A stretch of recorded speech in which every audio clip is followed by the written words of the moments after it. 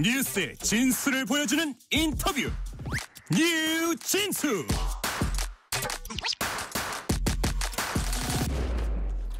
우리가 노동과 인권 문제를 얘기할 때 빵과 장미 얘기 많이 합니다. 빵은 생존, 장미는 자존감 의미하죠. 우리 일터는 과연 그 빵과 장미를 얼마나 소중하게 지켜주고 있을까요? 민간 공익단체 직장갑질 119 대표 맡고 계신 윤지영 변호사와 함께 우리의 일터 직장 얘기 나눠봅니다. 윤지영 대표님 어서 오세요. 초대해 주셔서 감사합니다. 아유, 저희가 감사하지요. 자, 윤지영 변호사님은 공익인권법 재단 소속으로 변호사 활동을 많이 하셨고요. 최근에는 직장갑질 119라는 이 단체 대표로 선임됐습니다. 자, 윤지영 변호사님 본인이 직접 나는 이런 사람이다 소개해 주세요. 저는 그냥 아주 사소한 것부터 이야기를 할까요? 예, 말씀하세요. 그 6남매 형제가 6명인데요. 네. 예, 6남매 집에 셋째 딸이고요.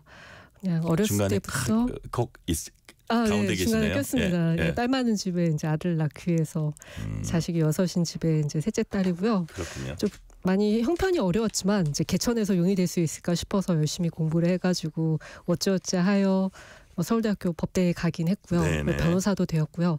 다만 좀 가난하고 소외된 사람들을 위해서 일을 하고 싶다라는 생각으로 그 변호사가 되었기 때문에 계속 그런 활동을 해왔고, 그래서 여전히 저는 경제적으로는 어렵지만 어쨌든 의미 있는 일을 하면서 보람을 느끼며 살고 있습니다. 네. 의미 있는 일을 하시면서 보람 느끼면서 살고 있다는 말씀 해주셨고, 그래서 지금 말씀하신 게 20년 가까운 법조인 활동 통해서 얻은 호칭이 노동인권 변호사라고 들었습니다. 그 노동 현안 가운데서도 특히 직장 갑질 문제에 유독 관심 이제 많으신 것 같은데 이 문제가 왜 그렇게 중요합니까? 네, 직장 갑질, 우리가 이제 보통 갑질이라고 하면 어떤 의미인지 사람들이 다 알 것 같아요. 네네. 그러니까 부당한 대우인 거죠. 공정하지 못하고 정의롭지 못하고 특히 힘 있는 사람들이 네. 힘 있다라는 것을 이용을 해서 권력을 이용을 해서 함부로 사람을 대하는 것, 이게 갑질이고요. 그러한 갑질이 직장에서 벌어졌을 때 이제 직장 갑질이라고 하는 거죠. 근데 이제 보통 노동 문제들은 사실 어떤 의미에서는 다 직장 갑질이기도 해요. 그러니까 돈을 줘야 되는데 임금을 줘야 되는데 임금을 체불도. 주지 않는 것, 이것도 이제 사실 직장 갑질이고요. 그리고 노동자를 뭐 함부로 해고하는 것, 이것도 어떤 의미에서는 이제 갑질이 되는 거죠. 갑질의 큰 의미로 보면 많은 게 들어가네요. 예, 그렇죠. 그리고 뭐 성별에 따라서 차별을 하거나 비정규직이라는 이유로 차별하는 것, 이런 것들도 다 사실 갑질이고요.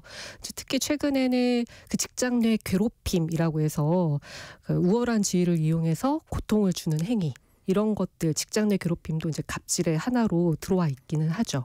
사실 그래서 직장 갑질은 어떤 의미에서는 정당하게 일을 하는 사람에 대해서 정당한 대우를 해야 되는데 그렇지 못한 것을 통칭하는 것이고, 그게 단지 일한 거에 대해서 제대로 된 돈을 못 받는다, 이런 의미도 있지만 그 직장 갑질은 사실 그 사람의 인격을 해치는 일이기도 하거든요. 그러니까 노동권을 침해하는 일이기도 하지만 그 사람의 인격을 굉장히 인격권 침해. 인격을 침해하는 일이고, 그래서 일터에서 갑질을 당하는 사람들은 뭐 경제적인 고통을 떠나서 굉장히 이제 막 스스로 비참해지고, 그리고 가족들도 힘들어지고, 그래서 목숨을 끊는 일들도 계속 생기고 있죠. 사실 우리가 해결해야 돼, 공정한 사회를 위해서 해결해야 돼 중요한 문제라고 생각을 합니다. 그래요. 저도 100% 동감하는 게, 저희가 사실 사는 데가 집 아니면 직장이잖아요. 맞습니다. 그러니까 그 절반을 집에서는 가족끼리 이제 화합을 하고 화기애애해야 하고, 직장 나와서도 정말 내가 인간 대접을 받으면서 편하게 살아야 된다, 그런 의미에서 정말 중요한 일을 하고 계시다고 보고, 자, 직장 갑질이라고 하면 일단 상사의 부하 직원 괴롭힘 또는 사업체 피고용인에 대한 부당한 대우, 뭐 이런 게 떠오릅니다. 아까 아주 포괄적으로 많이 체불 같은 것도 말씀하셨는데, 뭐 제도 보완도 그동안 뭐 제법 조금 진행이 되지 않았을까 싶기도 한데, 직장 내 괴롭힘의 최근 경향 경향이랄 게 있습니까? 최근 경향이요. 네. 일단 그 직장 내 괴롭힘과 관련해서 법이 처음 규제한 게 2019년이에요. 네네. 그래서 2019년 전까지는 사실 이제 직장 내 괴롭힘이 많이 발생을 하다가 법이 만들어지면서 사람들이 이제 괴롭히어서는 안 된다. 이건 네. 사실 보편적인 인식이잖아요. 그래서 이제 괴롭힘이 좀 줄어들었다가 이제 작년부터 해서 이제 다시 괴롭힘이 늘고 있는데 좀 유형이 있어요. 과거의 괴롭힘은 아주 눈에 보이는 괴롭힘인 거죠. 때리고 네. 막 욕설을 소리 지르고. 하고. 예, 맞습니다. 네. 그런데 이런 게 너 괴롭힘이다. 담배 사와 막 이러고. 예. 예, 그렇죠.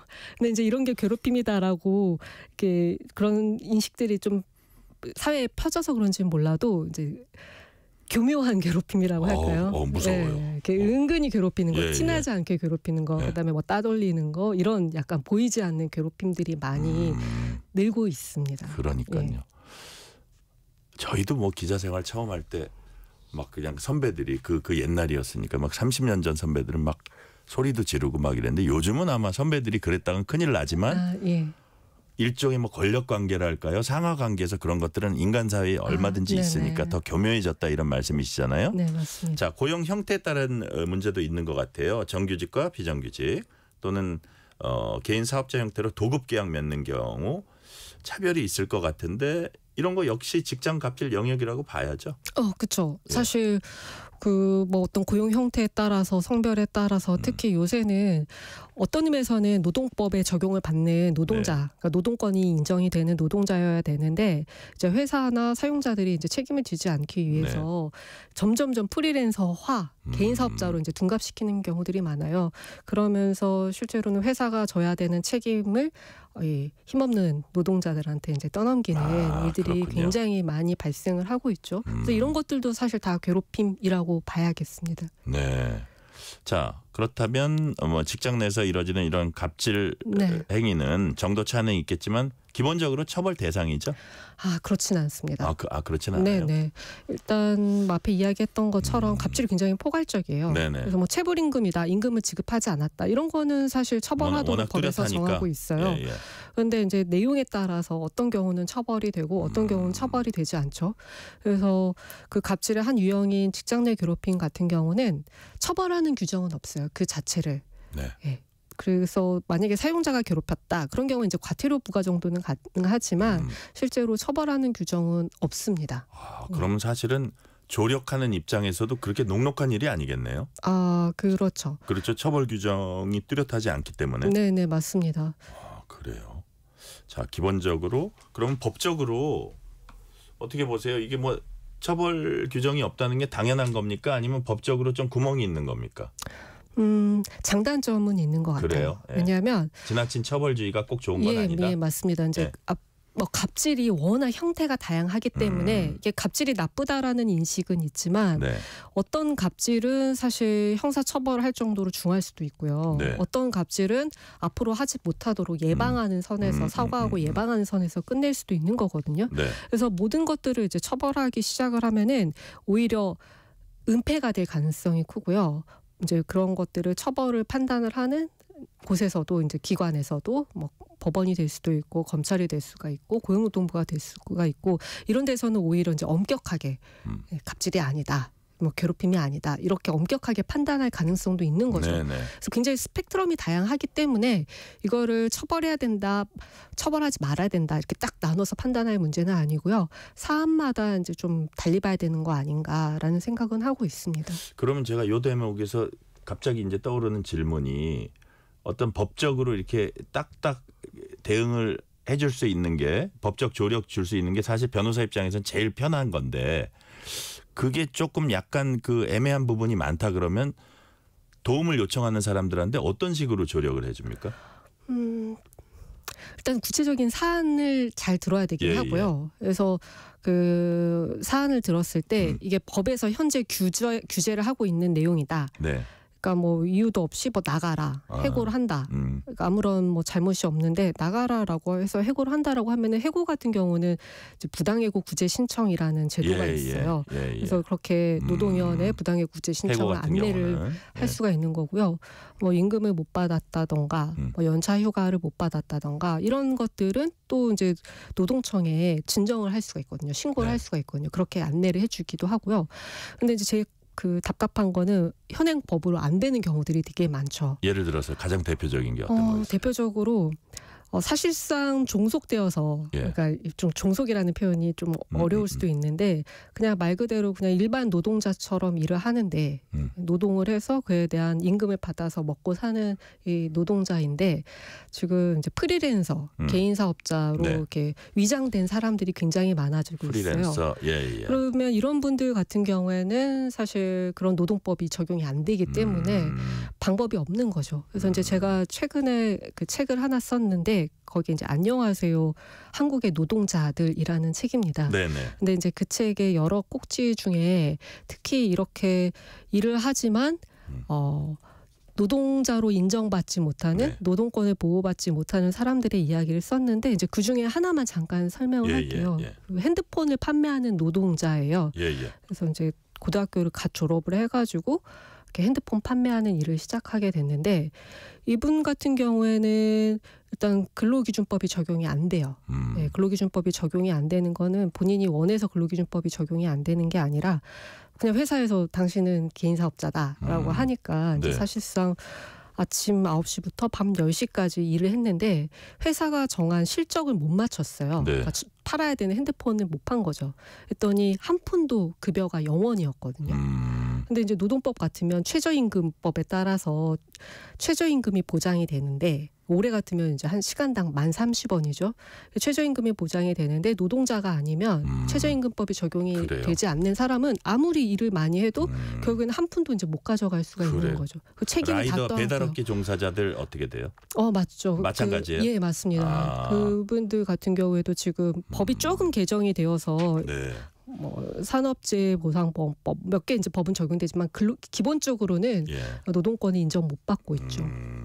제가 아까 이제 뭐 여러 가지 사례로 이제 좀 얘기해 주시다가 이런 사례는 어떻게 또 그것도 노동청에 아마 구제 신청한 게 아닐까 싶은 뭐 추측은 드는데 막 남자 직장 상사가 여자 직원한테 밤에 막 업무 시간 끝났을 때 막 불필요한 그 뭐 조금 더 사적인 그 되게 괴로울 수 있거든요. 그런 건 어떻게 그것도 이제 엄청난 직장 갑질인데 그건 어떤 식으로 구제를 해줄 수 있어요? 그거는 내용에 따라서 또 달라지긴 합니다. 왜냐하면 그게 조금 더 뭐 약간 이성을 대하는 그런 거일 때는 조금 더 강도가 셀 수도 있고 아니면 뭐 일요일 날 쉬는데 막 업무적인 거 막 물어볼 때도 있고 뭐 여러 가지가 다르겠죠. 그래서 뭐 어떤 성적인 내용을 포함하고 있다면은 성희롱, 직장 내 성희롱이 될 수가 있고요. 성적인 내용을 포함하지 않더라고 하더라도 불필요하게 사적인 접근을 하거나 그다음에 꼭 그 시간이 아니어도 일을 할 수가 있는데 다른 시간에 근무 시간 중에 업무 시간 중에 일을 할 수 있는데도 불구하고 아무 때나 그렇게 일을 시키는 메시지를 보낸다. 이런 거는 사실 직장 내 괴롭힘이 될 수도 있는 거죠. 그러니까 저기 우리 윤 대표님이 계신 직장갑질 119에서 이렇게 그 맞춤형으로 이 대응해 주실 때 여러 가지 그 전문성이 참 필요할 것 같다는 생각이 들고 또 다른 형태 갑질은 이른바 고객 응대 과정에서 뭐 빚어질 수도 있습니다. 예를 들어서 아파트 입주민과 경비원, 택시기사와 승객 그리고 또 전화 상담원들한테 그렇게 또 못되게 구는 사람들이 많다 그러거든요. 그래서 어떤 상담을 하시다 보면 가장 많은 사례, 가장 빈번한 사례가 어떤 것들입니까? 주로 들어오는 것 중에. 고객의 갑질 사례는 딱 말씀하신 것처럼 아파트에서 정말 많이 발생을 해요. 그 경비 아저씨들한테. 입주민들이 이제 그 경비원들한테 되게 함부로 대하는 거죠. 그래서 사실 경비원들 입장에서는 지금 쉬는 시간인데 쉬는 시간에 왜 일 안 하냐. 그러니까 우리가 내는 관리비로 당신 월급 주고 있는데 그러니까 굉장히 늘 성실하게 최선을 다해서 일을 해야 되는 거죠. 그래서 제가 만났던 아파트 경비원은 그런 얘기를 한 적이 있어요. 만약에 500명의 입주민이 있다. 그러면은 본인은 500명의 입주민의 사용자로 둔 머슴 같은 존재인 것 같다라는 표현을 해요. 그리고 이제 입주민이 민원을 넣으면 관리사무소에 민원을 넣으면 사실 그 경비원들 같은 경우에는 또 쉽게 해고가 되기도 하거든요. 예. 그리고 요새 아파트 경비원들은 계약 기간이 보통 3개월로 맺어요. 그러니까 네. 3개월 일하고 또 3개월 연장하고 계속 3개월, 그러니까 3개월마다 이제 굉장히 불안에 떨어야 되는 되게 거죠. 어떻게 보면 좀 취약한 측면이 있네요. 예. 예. 그러다 보니까 경비원들이 일을 하면서 불만이 많고 하고 싶은 말이 있어도 계속 3개월을 또 연장을 해야 되니까 말을 못하고 다 참게 되는 거죠. 막 어린 사람이 와가지고 그런 얼토당토한 막 얘기하고 그래도 일단은 참 얼마나 스트레스가 쌓이겠어요, 사실. 그렇죠. 그죠? 그래서 제가 네. 썼던 책에도 네. 그 입주민의 괴롭힘 때문에 결국 스스로 목숨을 끊은 경비원 이야기가 그래요? 나오거든요. 워낙 그 경비원을 굉장히 인격을 무시하면서 함부로 대하고 사실 어떤 의미에서는 우리 사회에 좋은 일자리가 많이 줄어들고 네. 그래서 남성의 중고령 남성들이 사실 선택할 수 있는 가장 많은 일자리가 아파트 경비원인데 그렇죠. 당신이 굉장히 뭐 못나고 배운 게 없으니까 이런 일을 하고 있다라고 하면서 막 함부로 입주민이 아까 막 우리가 무시를 말씀하신 빵과 장미 중에 진짜 장미네요. 맞습니다. 자존감. 그렇죠. 예. 그래서 그런 것들 어엿한 때문에 가장인데. 맞습니다. 예, 가족 있고 가장인데 야.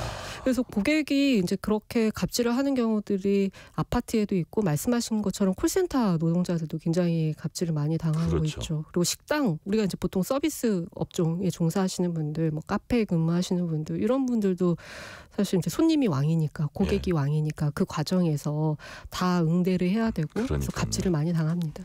자, 아까 말씀하신 책 제목이 안녕하세요. 한국의 노동자들. 안녕하세요. 한국의 노동자들. 이거 최근에 네. 이제 출간을 하셨습니다.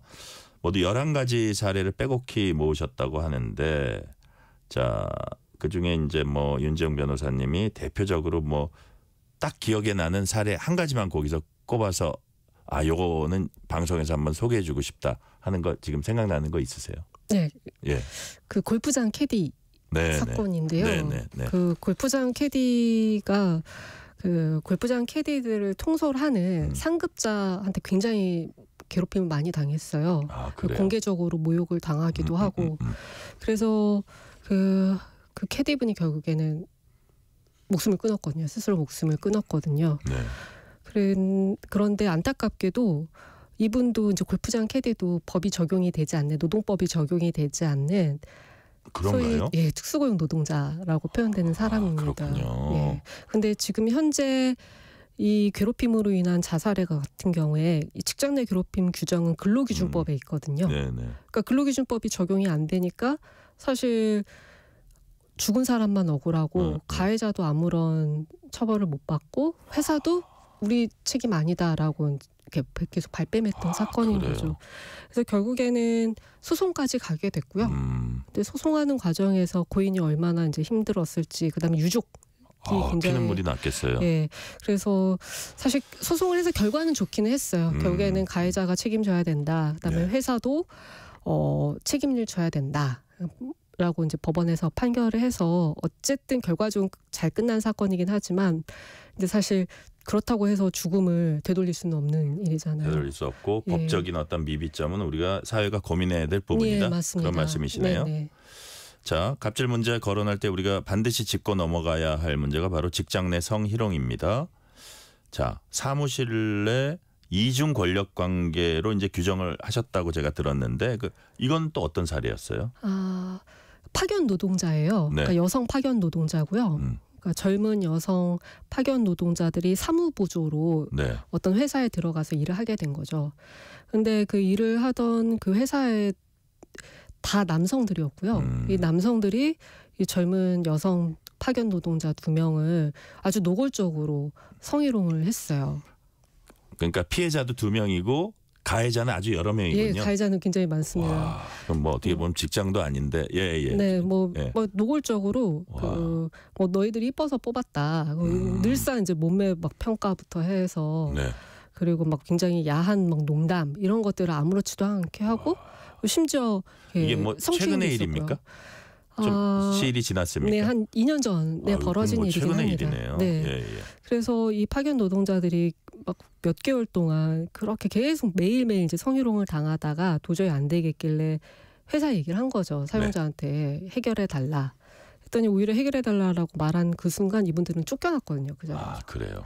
근데 안타깝게도 이거를 법적으로 다투기가 만만치가 않아요. 아, 그래요. 왜냐하면 이분들의 신분은 파견 노동자이기 때문에 실제 이 파견 노동자를 성희롱한 회사와 이분들이 근로계약서를 쓴 회사가 다르거든요. 네. 그러니까 이분들은 파견 업체에 소속이 되어서 지금 일을 하러 간 것이 되고 일을 하러 간 곳은 실제로 같이 일을 했지만 사용자가 아닌 거예요. 네. 같이 일을 했지만 같은 회사의 동료들이 아닌 거예요.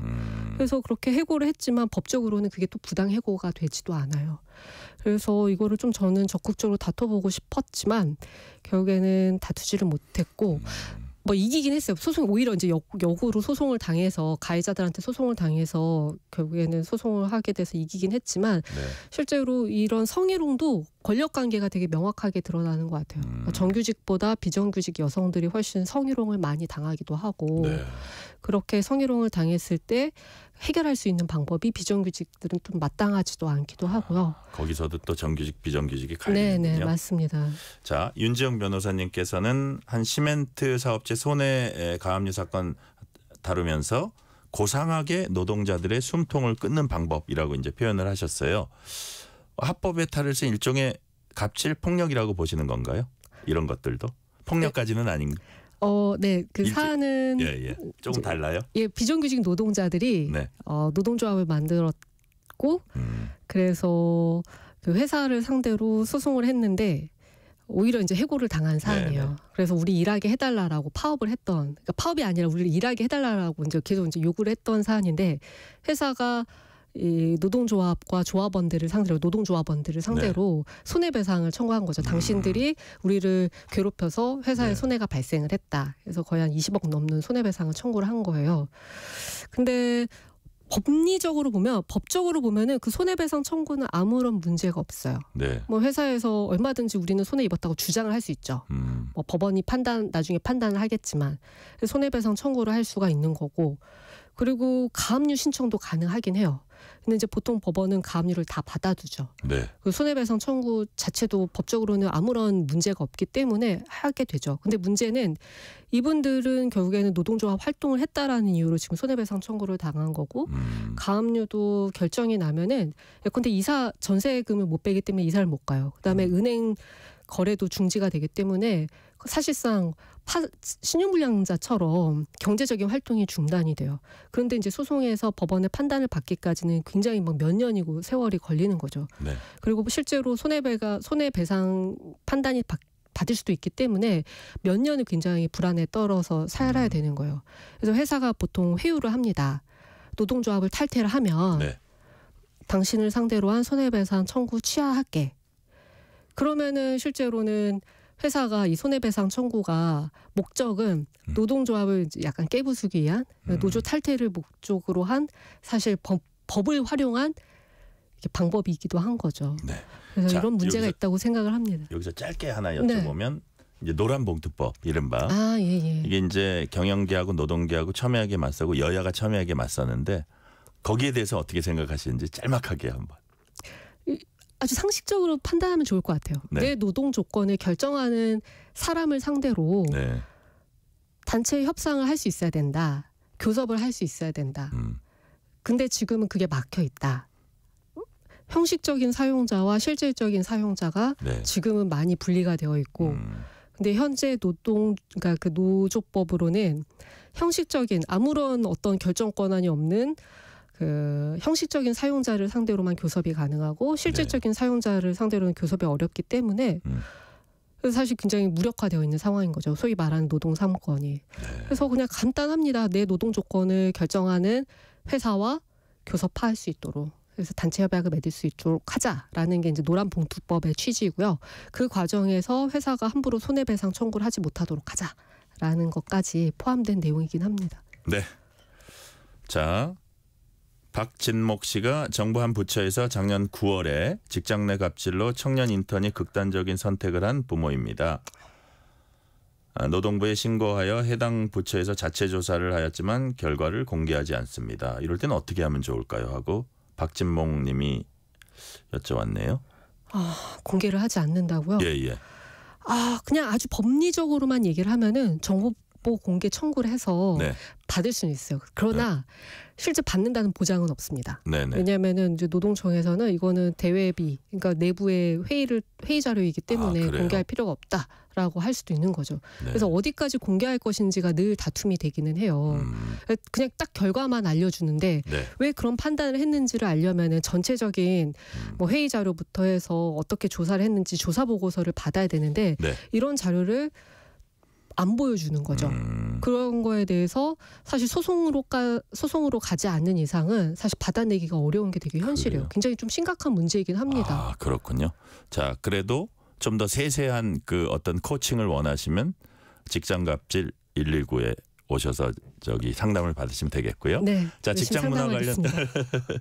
자, 이게 직장갑질 119 진짜 이렇게 좀 저기 우리가 많이 도와줘야 된다 이런 그 얘기도 있습니다. 직장 문화 관련해서 최근 상반되는 경향이 있다고 합니다. MZ세대 직장생활 본격화하면서 이른바 3요 문화. 직장 상사가 일 시키면 이걸요? 제가요? 왜요? 라고 반문한 데서 나온 3요입니다. 자, 갑질에 대비되는 을질이라고도 표현하는데 이런 현상 어떻게 평가하세요? 그냥 귀엽다? 참 어려운 문제이긴 해요. 네. 왜냐하면 소위 이제 선배 세대들은 정말 열심히 일을 했고, 네. 그에 비해서 뭔가 후배 세대들은 MZ 세대들은 자기 것만 챙기는 듯한 인상을 가질 수밖에 없다. 그건 너무 자연스러운 생각이다라고 네. 저는 보긴 하는데요. 다만 이게 사회는 계속 변하잖아요. 그러니까 불과 한 뭐 15년 전만 해도 주 6일 근무가 너무 당연했는데 이게 주 5일 근무로 이제는 줄어들었고 이제 주 4일 근무까지 가고 있는 거거든요. 네네. 그러니까 어쨌든 점점 나아지는 방향으로 해서 이 일과 생활을 병행할 수 있는 방향으로 이게 점점 사회는 간다라고 생각을 하고요. 아마도 그럴 것 같아요. 그러니까 말씀하신 그 3료 같은 경우에 그냥 문자 그대로만 놓고 보면은 사실 화날 일은 아니군요. 잘 네. 설명해주면 돼요. 당신이 하면 됩니다. 이거는 이런 때문에 당신이 하면 됩니다. 근데 이제 이게 화가 나는 이유는 소위 그런 거죠. 어쭈 네가 감히 나한테 그런 권위적인 또 생각이 약간 자리 잡고 그렇죠. 있다. 예. 근데 사실 MZ들이 그렇게 얘기를 하는 거는 어떤 대들려거나 그런 게 아니라 진짜 그러니까요. 궁금하기 때문에 묻는 것일 수도 있거든요. 네. 3253님이 직장갑질 119는 평소 언론에서 많이 들었는데 윤지영 대표 변호사님을 뉴스레터계 인터뷰로라도 만나게 되니 반갑습니다. 고맙습니다. 상황이 어려운 노동자들 위해 어렵지만 보람된 일을 하시니 마음으로 응원하면서 외롭지 않은 길이었으면 좋겠습니다. 감사합니다. 자, 시간은 다 되긴 했는데 짤막하게 끝으로 가장 관심 쏟고 계신 현안 무엇인지, 해결 위해 어떤 활동 계획하고 계십니까? 네, 저는 비정규직 노동자들 문제에 늘 관심이 많았고요. 특히 노동법에 적용을 받지 못하는 그 사각지대에 있는 노동자들에 굉장히 관심이 많습니다. 그래서 지금은 이분들이 그냥 모 아니면 도인 상황에서 노동자로 인정받으면 노동권이 인정이 되고 노동자로 인정받지 못하면 그냥 정말 나락에 떨어져서 아무런 법이 보호받지 못하는 상황에 놓이는데 이런 그 녹아내리는 노동법 밖에 있는 노동자들이 일한 만큼 대우받을 수 있도록 노력하고 싶습니다. 네, 오늘 말씀은 여기까지 듣겠습니다. 민간 공익단체 직장갑질 119 대표 맡고 계신 윤지영 변호사였습니다. 말씀 감사합니다. 고맙습니다. 퇴근길